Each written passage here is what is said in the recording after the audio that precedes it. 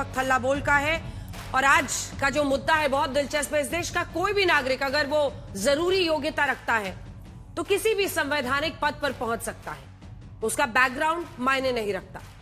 लेकिन क्या AIMIM नेता असदुद्दीन ओवैसी, जिनकी आवाज अगर आप देखें तो तमाम डिजिटल प्लेटफॉर्म्स पर, सोशल मीडिया पर खूब चलती है, खूब लोग शेयर भी करते हैं और इसीलिए वो एक बड़े इन्फ्लुएंसर भी बन गए हैं, सांसद भी हैं वो, क्या उनकी पॉलिटिक्स संविधान में शरिया ढूंढ रही है? आज हम सीधा पूछ रहे हैं। दरअसल ओवैसी के इस बयान पर हंगामा मचा हुआ है कि एक दिन हिजाब पहनने वाली महिला PM बनेगी। संविधान किसी को पहनावे के आधार पर एक्सक्लूड नहीं करता, लेकिन जब ओवैसी हिजाबी PM की बात कर रहे हैं तो क्या वो मुस्लिम महिला के पहनावे को PM पद की योग्यता के तौर पर इंक्लूड करने का दाव चल रहा है? सीधा पूछ रहे हैं हम। ओवैसी के बयान को लेकर बीजेपी से लेकर कांग्रेस और यहां तक कि कुछ मुस्लिम मौलाना भी पसंद नहीं कर रहे। कांग्रेस का तो आरोप है कि महाराष्ट्र के निकाय चुनाव में बीजेपी की मदद करने के लिए ओवैसी ने यह बयान दिया। इसीलिए आज हल्ला बोल का मुद्दा है, ओवैसी के लिए हिजाबी मजहबी है या सियासी है? शुरुआत करें उससे पहले ये रिपोर्ट।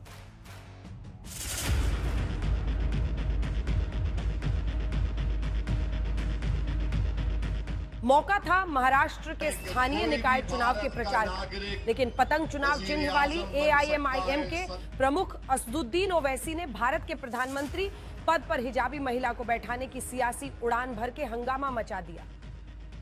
पाकिस्तान के संविधान में लिखा हुआ है कि सिर्फ एक ही मजहब का आदमी पाकिस्तान का प्राइम मिनिस्टर या सदर बन सकता है।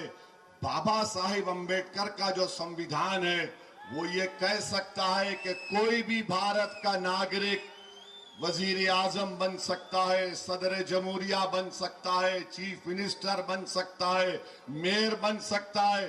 और असदुद्दीन ओवैसी का ख्वाब यह है कि एक दिन आएगा इस देश में इंशाअल्लाह ताला, शायद हम और आप नहीं रहेंगे मगर देखना, एक हिजाब पहनने वाली बेटी इस देश की वजीर आजम बनेगी इंशाअल्लाह ताला।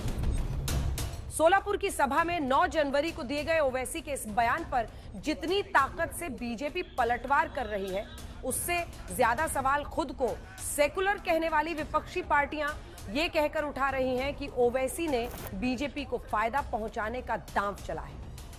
जब इस तरह की तकरीरें कॉर्पोरेशन के इलेक्शन में आके की जाए कि हिजाब वाली प्राइम मिनिस्टर बनेगी, तो समझ लो कि मकसद हिजाब वाली को प्राइम मिनिस्टर बनाना नहीं बल्कि नरेंद्र मोदी की सियासी जिंदगी को और लंबा करना है।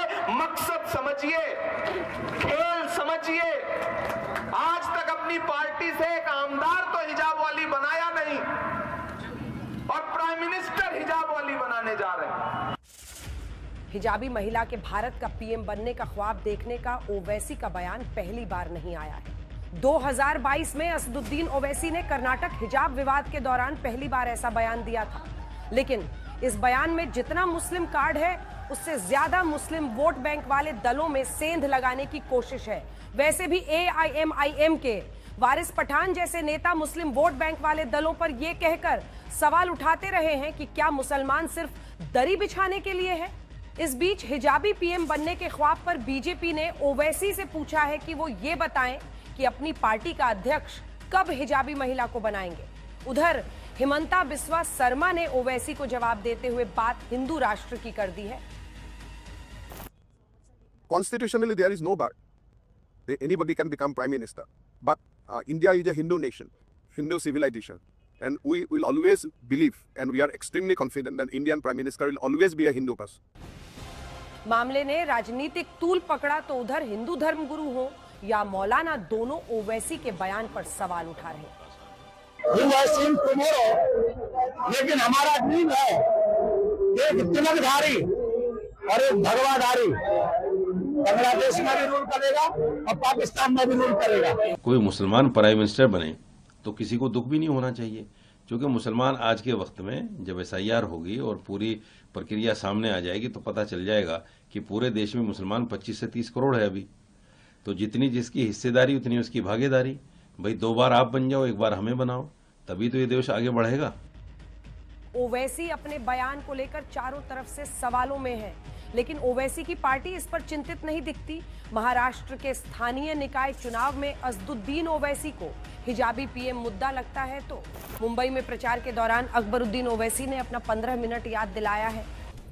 ब्यूरो रिपोर्ट आज तक। मैं आपको दिखाना चाहती हूं कि ये पूरा मामला कैसे बड़ा है। हालांकि हमने बड़ी खोजने की कोशिश की, लेकिन वारिस पठान ने सबसे पहले यह कहा था कि महाराष्ट्र में जो मेयर मुंबई के बीएमसी में बनेगा वो बीएमसी की मेयर एक हिजाब वाली होगी। तो वहां से ये शुरुआत हुई थी। फिर सोचिए कौन इसमें कूद पड़ा।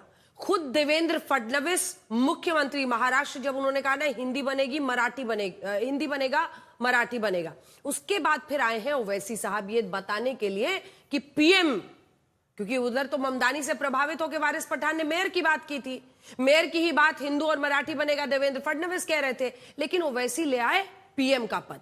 आइए आपको सुनाते हैं पूरा सीक्वेंस, फिर चर्चा करेंगे।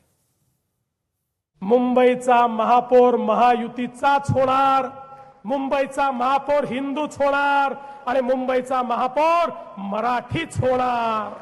हमारा भी अरमान है तो क्यों नहीं हमारी एक दिन हमारी हिजाब पहनने वाली मुसलमान भारतीय मुंबई की महिला निकाल हो सकती है इंशाअल्लाह, बन सकती है। एआईएमआईएम के एक नेता कहते हैं कि एक हिजाब वाली एक दिन मुंबई की मेयर बनेगी, जैसा लोग न्यूयॉर्क से बहुत प्रभावित हो रहे हैं। आपने कहा कि हिंदू होगा मराठी होगा। अब हम लोग ये लगा रहे हैं कि कहीं महंत मठ का चुनाव हो रहा है, क्या हो रहा है, ये बीएमसी का चुनाव हो रहा है। चूंकि ये मुंबई महाराष्ट्र की सांस्कृतिक इस प्रकार की विरासत है, इसलिए यहाँ का महापौर ये मराठी बनेगा। लेकिन मुझे आश्चर्य तब हुआ जब वारिस पठान ने ये कहा कि कोई बुरखे वाली हिजाब वाली मुंबई की महापौर बनेगी, तो उसके बाद इनका किसी का मुंह ही नहीं खुला। आपके अंदर का कार से सवाल वो नहीं है। उत्तर भारतीय महापौर बनेगा ऐसा मीरा भाईंदर में कहने के बाद हमारे ऊपर कूदने वाले जब उनको पूछा कि वारिस पठान कहते हैं कोई बुरखे वाली बनेगी, इनका मुंह बंद हो गया, इनका चेहरा खुला हो गया, इनका नकाब उतर गया। इसलिए मैंने कहा कि नहीं, यहां पर महायुति का महापौर बनेगा, हिंदू महापौर बनेगा और मराठी महापौर बनेगा।